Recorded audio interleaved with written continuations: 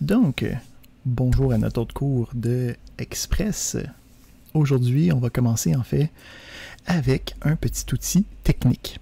Donc, j'imagine que vous vous êtes rendu compte avec le temps que c'était fatigant de faire npm start, ok?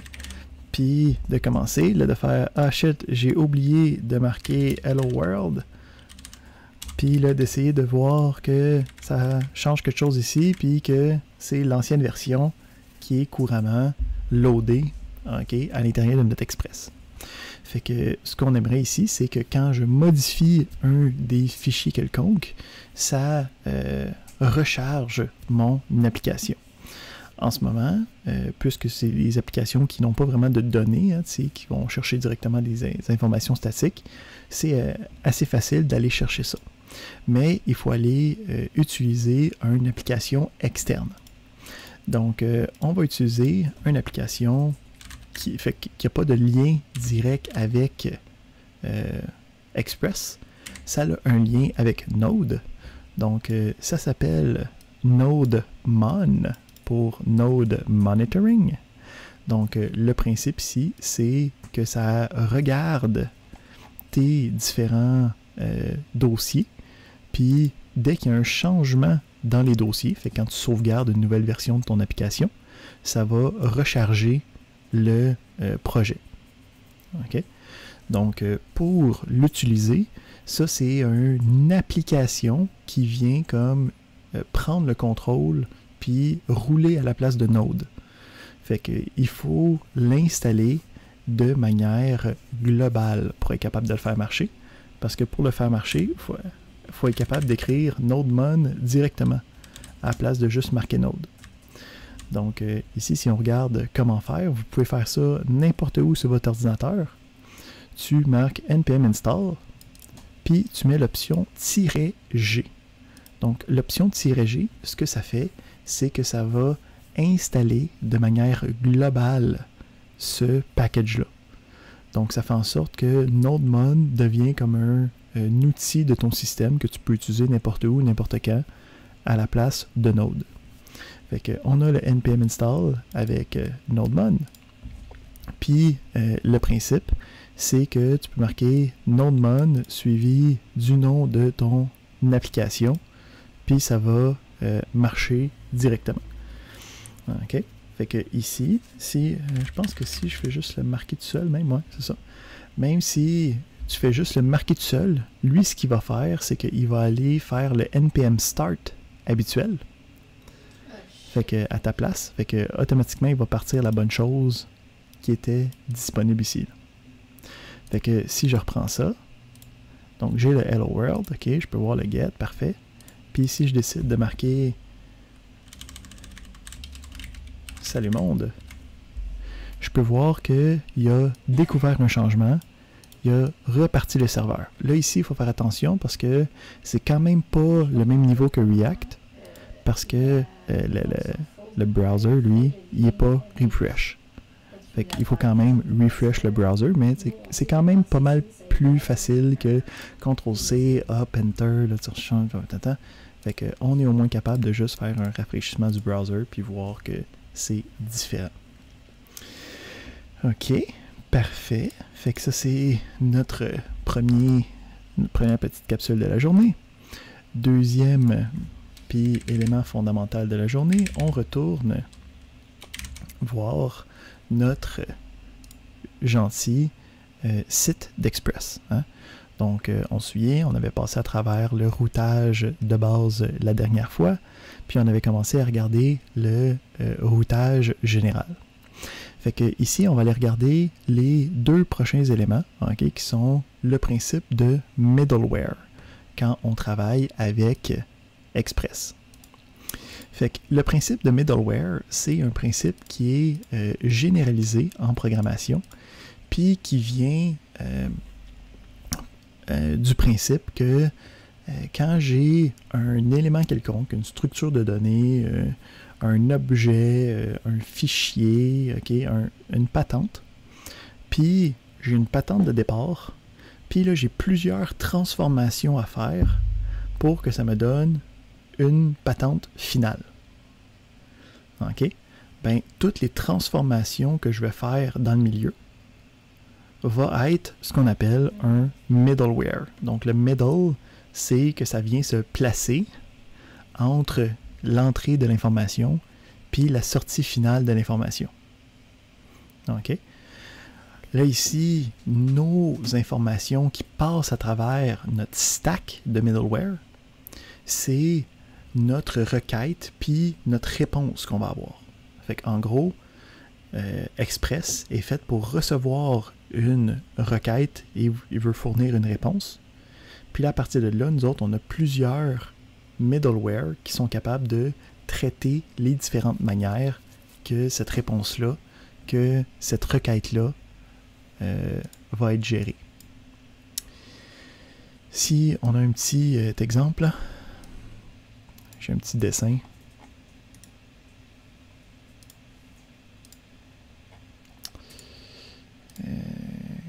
Ici. De comment ça marche. Donc, le principe ici, c'est qu'on a Node qui permet d'avoir un serveur HTTP pur. Okay? Puis après ça, notre serveur Express, lui, il va être capable de prendre la requête et la réponse, puis lui faire traverser un paquet de middleware functions. Okay?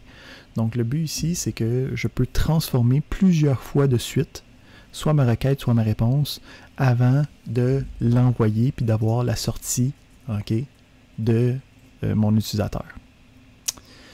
Fait que le principe, c'est qu'en fait, des middleware, on en a déjà utilisé. Fait que le principe d'une fonction de middleware, c'est une fonction qui est capable de prendre jusqu'à 3 paramètres. Donc, une fonction de middleware, c'est quelque chose qui est capable de travailler avec l'objet de mon application. Dans notre cas, encore une fois, c'est la patente qui a la requête puis la patente qui a la réponse. Dès que je veux commencer à travailler avec ça, puis avoir des modifications, des transformations, soutirer des connaissances, ça va passer à travers un middleware. Il peut en avoir un, il peut en avoir 10. Donc, jusqu'à présent, on a pas mal travaillé avec juste un. Okay? Ou en tout cas, on en a eu connaissance de juste un. Donc, quand j'avais ici le app.get, donc là, ici, on a notre exemple initial, là, je m'attends à ce qu'on soit quand même confiant avec cette syntaxe-là, cette nomenclature-là pour l'instant. Donc, on avait le app.get. Donc, notre app, c'était l'instance de notre application Express. On avait dit qu'on avait le get qui me permettait, dans ce cas-ci, d'utiliser un middleware à une route spécifique.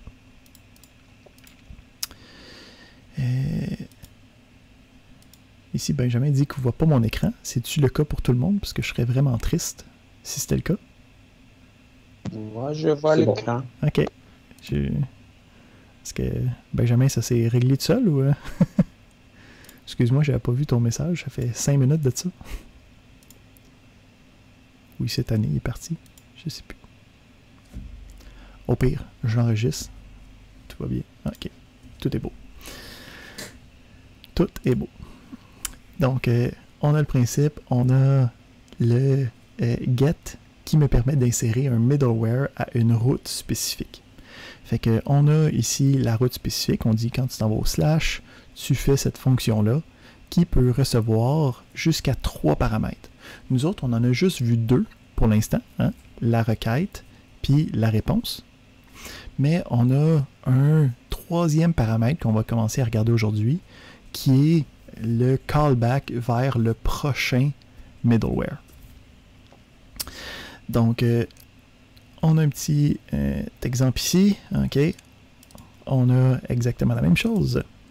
Fait que le principe ici, c'est que je veux montrer le principe du stack du middleware. Fait qu'en ce moment, j'ai ma requête, j'ai ma réponse qui arrive. Puis là, j'ai mon get qui est ici. Puis ma requête est traitée par mon get. Puis en ce moment, j'ai pas d'autres éléments dans mon stack. Fait que ça fait juste sortir. Puis j'ai fini avec ma requête, ma réponse. Là, ce que je vais vouloir faire, c'est prendre ma requête et ma réponse. Puis avoir un élément préalable. Donc d'avoir une fonction qui va être capable de regarder des choses par rapport à la requête et à la réponse. Puis une fois que cela est fini, là, je vais la passer à mon autre middleware qui va me sortir ma réponse habituelle. Fait que on va se créer une gentille petite fonction.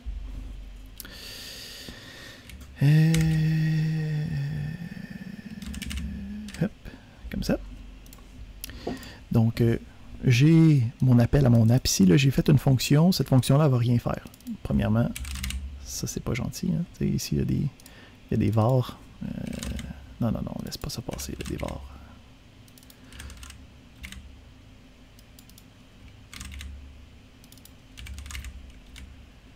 OK.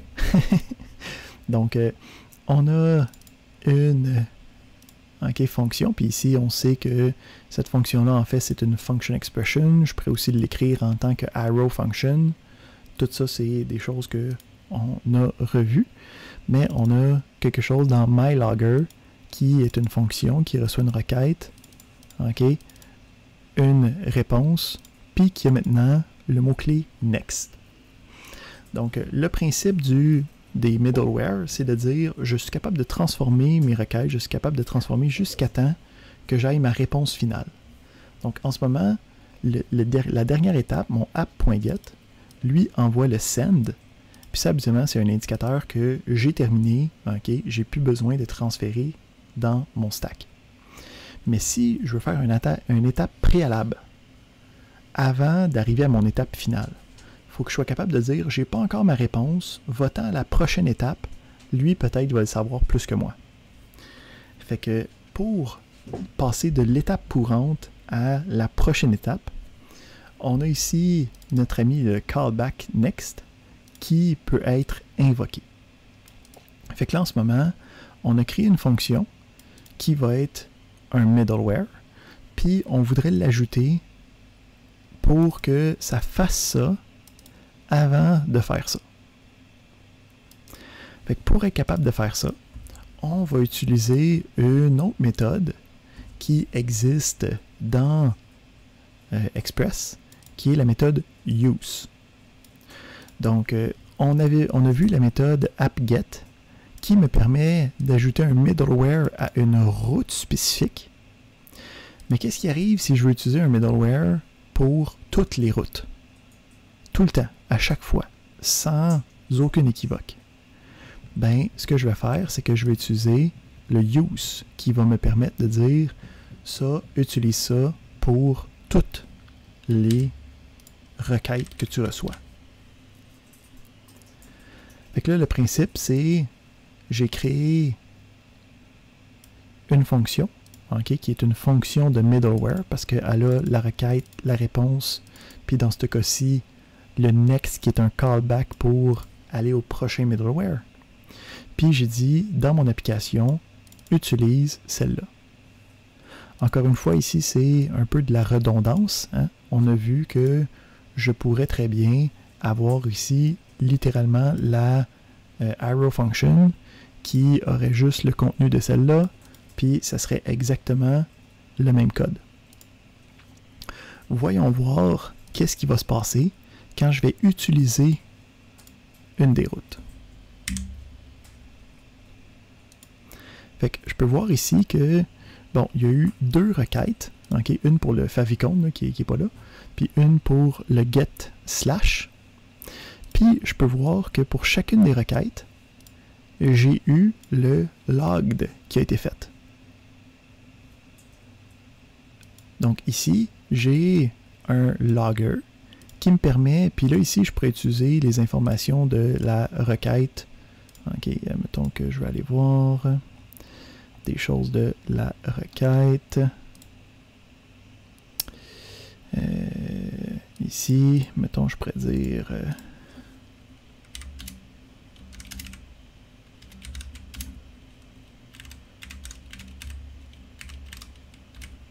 quelque chose comme ça. Fait que là, je peux voir... peux-tu le voir?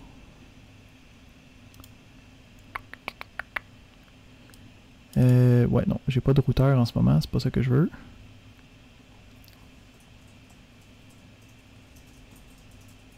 Tiens, mettons le IP.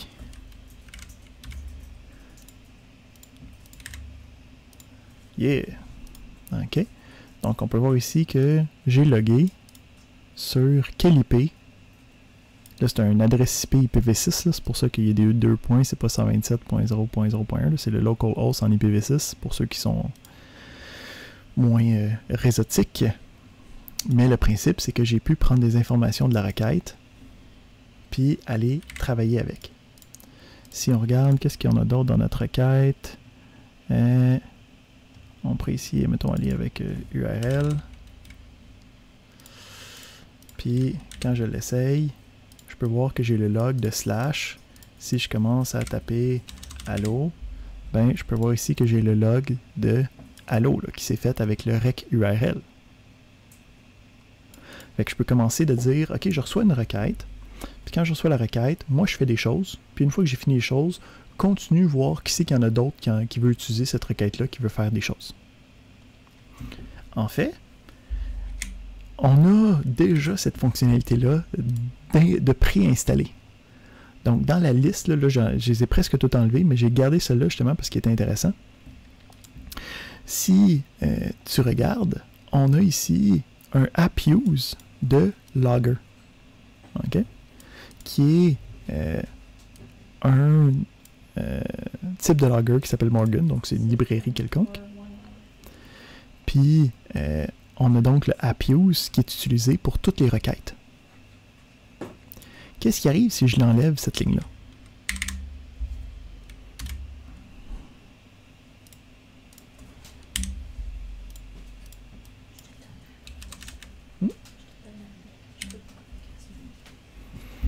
Fait que si je regarde ici, le logged est encore là, hein, notre élément est là, mais si je regarde comparément, on avait le get 200, le 6 millisecondes, puis qui dit qu'est-ce qui a été transféré.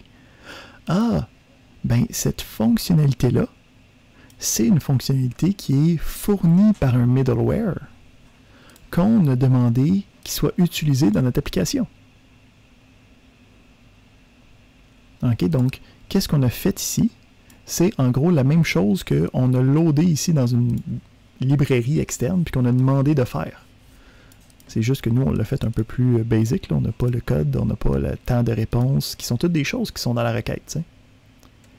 Fait que, en ce moment, notre logger est la seule chose qui est traversée comme middleware, mais on en a d'autres de disponibles. Fait qu'on a le app use, puis on peut utiliser ce genre de middleware-là pour s'aider. Donc, il y a un paquet d'utilisations de middleware possibles, que ce soit pour traiter du stock en JSON, puis d'être capable d'avoir une variable avec, pour être capable de traiter les différents cookies, pour être capable de traiter des mots de passe qui peuvent être envoyés. Donc, il y a plein de possibilités avec les middleware, dont on n'ira pas trop dans les détails de ça. Mais le principe de middleware, c'est quelque chose qui revient souvent dans les serveurs web, d'être capable de prendre la requête, la réponse, de la modifier une couple de fois avant d'arriver à notre dernière version, qui est la version finale, qui va avoir une réponse qui va être envoyée avec. Parfait. Ça, c'était pour le principe de middleware. Donc, il y a d'autres petits éléments que je trouve moins intéressants.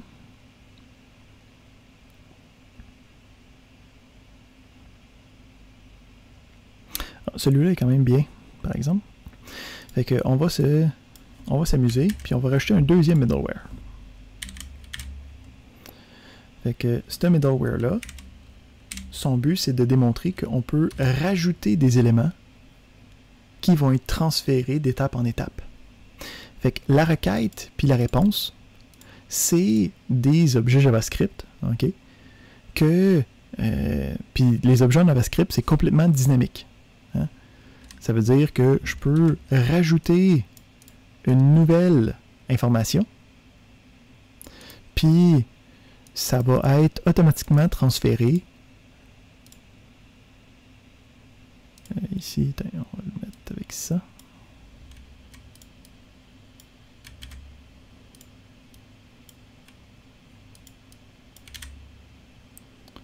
Une fois qu'on va le rajouter dans notre liste de middleware. Fait que j'ai ma fonction de middleware, qui a la requête, le next, ok, la réponse. En ce moment, on voit qu'on ne touche pas à la réponse, hein, parce que quand on touche à la réponse, ça veut dire qu'on a fini de travailler avec, on est prêt à comme l'envoyer à notre client, la personne qui a fait la requête initiale. Fait que nous, ce qu'on fait, c'est qu'on dit, je touche à la requête, j'y rajoute des affaires, puis après ça, j'invoque le next pour dire, passe au prochain, ok? On n'a pas encore fini de travailler avec ça. Fait que là, si je regarde, qu'est-ce que ça nous donne, tout ça ici?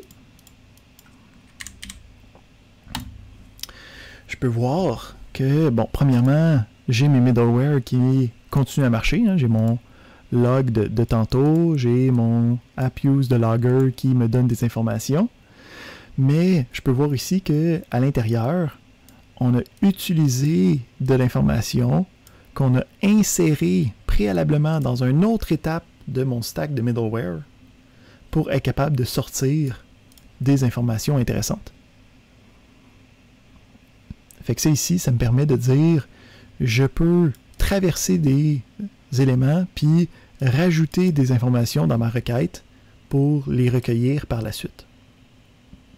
Pourquoi c'est intéressant d'être capable de faire ça? Okay? Donc, admettons que j'ai une application web quelconque, puis que j'ai de l'authentification à l'intérieur de la page web.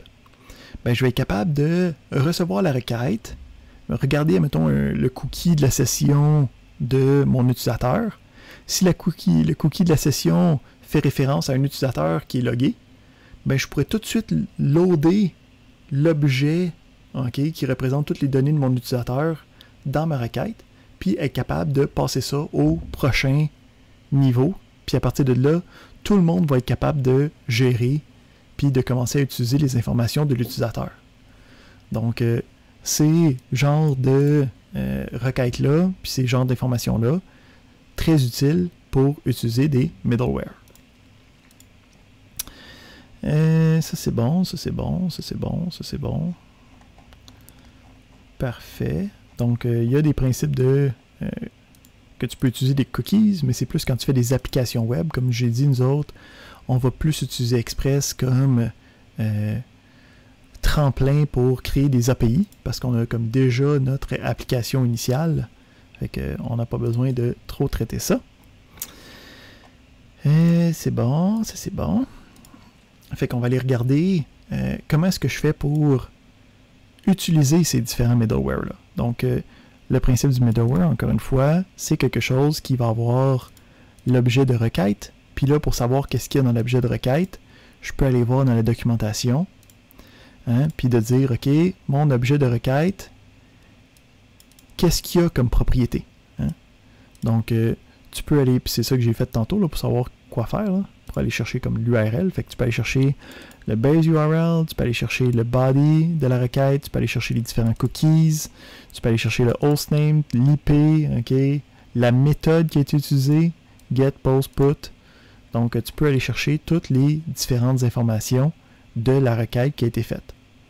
Même principe, on a un objet de réponse ensuite, avec lequel on va travailler. Ben, l'objet de réponse, là, c'est à nous de dire quand est-ce qu'on a quelque chose de prêt pour l'utilisateur. Donc, c'est pas ça que je veux. Fait qu'on peut voir ici les différentes méthodes qui viennent avec la réponse. Donc, tu peux setter des cookies, tu peux demander de downloader des éléments, tu peux clearer le cookie, tu peux dire « je termine la réponse », tu peux aussi envoyer, tu peux renvoyer du JSON, donc il y a plein de différentes méthodes que tu peux faire demander une redirection vers une autre adresse. Donc, plein d'affaires qui peuvent dire « j'ai fini de travailler avec la requête, voici ce qu'on va renvoyer à notre client. » C'est bon. Fait que ça, c'est ce qu'on a vu il y a quelques instants. Il y a plein de possibilités. Pardon. Derrière les différents middleware. Donc, quand on travaille avec déjà le use ou le get ou n'importe quel, tu peux enchaîner différentes fonctions si tu as besoin. OK, donc le next peut dire, va faire la next dans la liste. Donc, ici, si j'ai ces deux-là, une après l'autre, j'aurais pu très bien avoir juste un app use qui va dire, tu fais celle-là, puis ensuite, tu fais celle-là. Encore une fois, ici, c'est décortiqué parce que ça nous tente, mais je pourrais très bien avoir tout ça à l'intérieur de Arrow Functions. Hein? Ça ne change rien à l'utilisation. Ensuite, on a le principe de routage. Donc, on a vu les bases des routes, hein, donc avec le slash, avec les éléments, avec les différents paramètres variables. Souvent, qu'est-ce qui va arriver, c'est que tu vas avoir différents chemins centraux. OK? Fait que si on revient à notre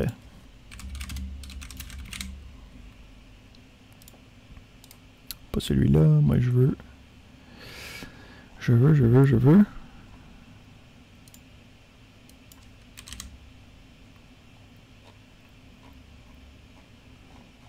voyons.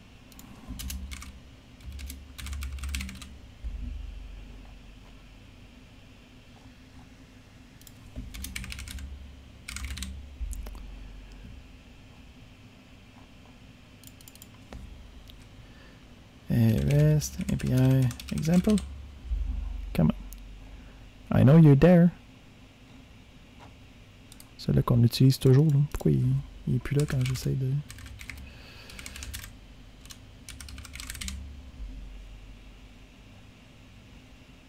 Easy. Et voilà. Donc, on avait vu ici le principe qu'on a les posts, OK? Mais on a aussi des albums qui est comme un autre path complètement. Puis dans album, il pourrait avoir comme le numéro d'album, les différentes pages, différents critères. Donc, je vais avoir comme un paquet de code juste pour les albums, puis je vais avoir un paquet de code juste pour les posts, puis je vais avoir un paquet de code juste pour les to-dos, puis je vais avoir un paquet de code juste pour les users. Je ne veux pas nécessairement avoir ça à l'intérieur de toute mon application principale. OK? Donc, qu'est-ce que je peux faire? C'est utiliser des routeurs. Donc, les routeurs vont permettre de prendre un bundle de différentes routes, puis l'ajouter à un chemin généralisé. On essaye de voir comment est-ce que ça marche. La meilleure manière d'utiliser des routeurs, c'est d'utiliser ça dans différents fichiers. Donc, pour être capable de faire ça, en fait, ce qu'on va faire, c'est qu'on va repartir notre application, puis on va aller rechercher la version de base, parce que la version de base utilise des routeurs. Fait que je veux déliter ce qui est dans mon dossier, puis je veux faire le XPath Generator. En passant en place de npm install, tu peux juste marquer npm i parce que le monde sont lâches. OK. Puis à partir de là, si j'invoque NodeMon, j'ai pas besoin de réinstaller NodeMon parce que je l'avais installé avec l'option G qui faisait que c'était global. C'est maintenant toujours disponible. Fait que si je retourne ici, blablabla, excellent. On a ici notre Express. Fait que si on retourne, puis on regarde notre app.js, ce qu'on peut voir ici, c'est que on a deux importations qui viennent de quelque part d'autre. Donc, on va le mettre un petit peu plus grand là, pour qu'on puisse mieux voir. Donc, je peux voir ici que j'ai j'ai les app use de tantôt, parfait. J'ai un app use qui ne prend pas directement une fonction, mais qui prend une route avant la fonction middleware. Fait que ça ici, ce que ça va faire, c'est que quand tu vas aller à users, ça va utiliser qu'est-ce qu'on va avoir créé dans le user router.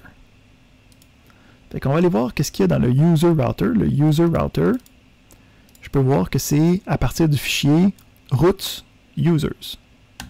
Fait que dans l'arborescence initiale, on avait ici routes users. Fait que le principe ici, c'est que je suis capable de rajouter, puis là ici je peux voir que c'est un peu comme une espèce de mini application express là. Fait qu'à la place d'avoir le express directement, j'ai le express router qui me donne une instance du routeur, mais le routeur a toutes les mêmes méthodes que l'application. Fait que je peux faire un get, je peux faire un slash, puis j'ai mon middleware habituel. Fait qu'ici, on va les mettre un en haut de l'autre pour bien voir la différence. Fait que j'ai ici mon app use de /users, puis ça l'utilise le user router qui est ce code-là ici. Fait que voyons voir qu'est-ce qui arrive quand je m'en vais à users. Ben, je peux voir ici que à /users, quand j'ai le slash en plus, tu sais, comme le slash par rapport à où c'est que je suis rendu. Donc, quand je suis juste à /users, il s'en va voir là. Puis là, il va dire à partir de là, si j'ai rien d'autre, je renvoie ça. Mais si je prends cette affaire-là,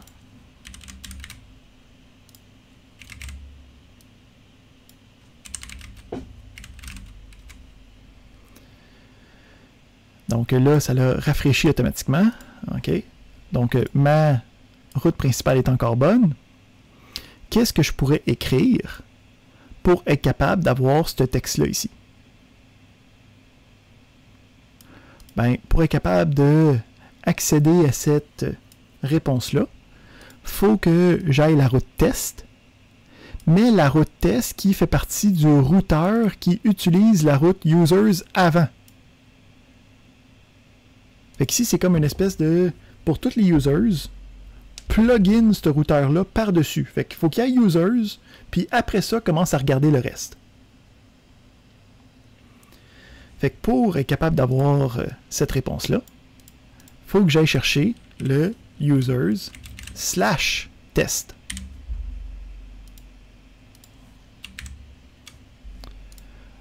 Donc, le users qui est indiqué ici me fait envoyer dans ce routeur-là, qui est dans ce fichier-là.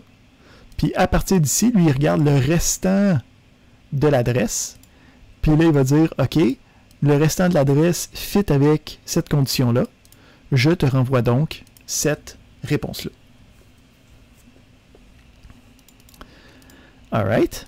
Fait que le principe de routeur peut être utilisé quand on a justement, si je commence, j'ai un API pour mes utilisateurs, j'ai un API pour mes posts, j'ai un API pour les différentes photos, ben à la place d'avoir juste un app.js qui a comme 800 lignes de code, tu peux créer différentes routes pour être capable de les isoler puis avoir un meilleur contrôle, une meilleure minutie derrière ces éléments-là.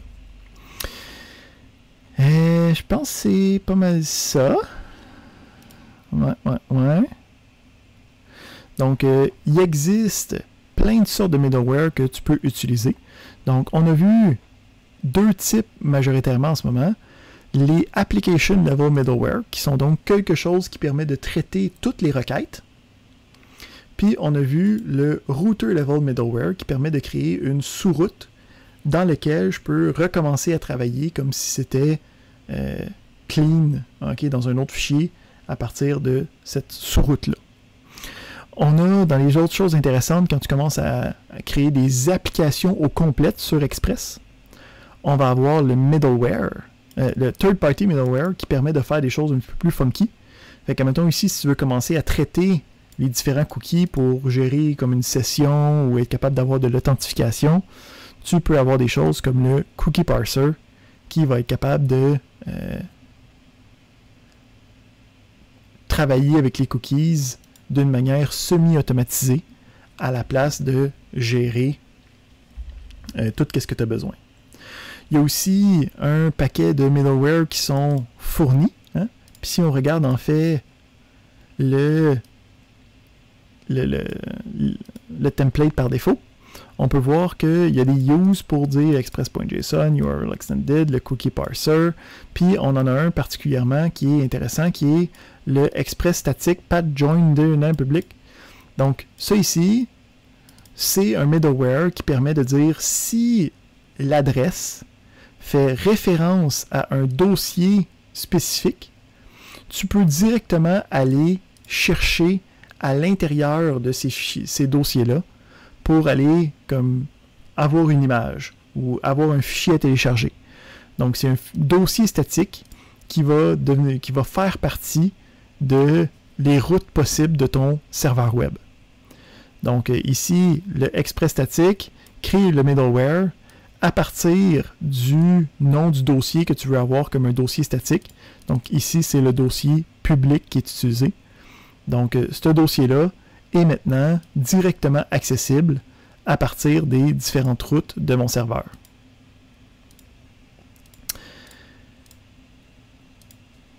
Parfait. Excellent. Fait que c'est pas mal ça qu'on voulait couvrir aujourd'hui. Oui, Francisco? Tu es muté. Laisse la questionner comme des bases, mais je suis un peu mélangé. On a Node.js. Node.js, c'est un serveur, OK? Node.js, c'est un interpréteur de JavaScript.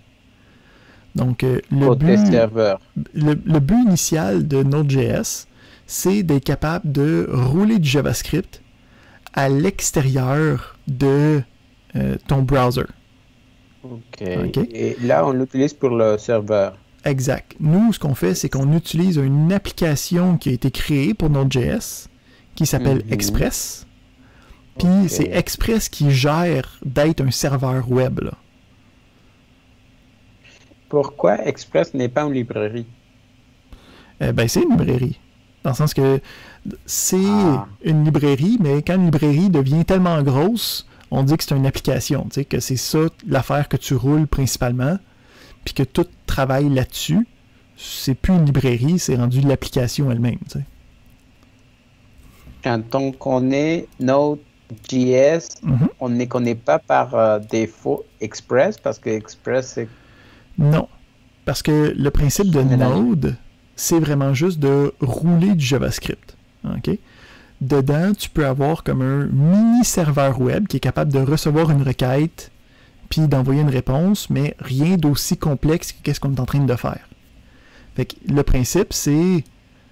Express, c'est quoi? C'est... Bon, c'est pas un... Ils appellent ça un framework pour Node.js. Donc, c'est quelque chose qui s'arrime par-dessus Node.js pour être capable d'offrir un serveur web qui est comme facile d'utilisation puis qui est capable de faire plein de choses le fun. Ou c'est que si tu écrirais ça purement avec Node.js, ça serait des milliers de lignes de code parce que c'est ça que Express a fait, tu sais. OK. Est-ce que c'est plus clair? Oui. Merci. Excellent.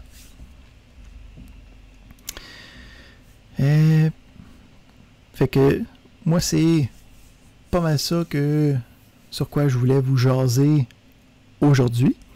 Encore une fois, on arrive vers la fin de notre session, de la partie de contenu de cours.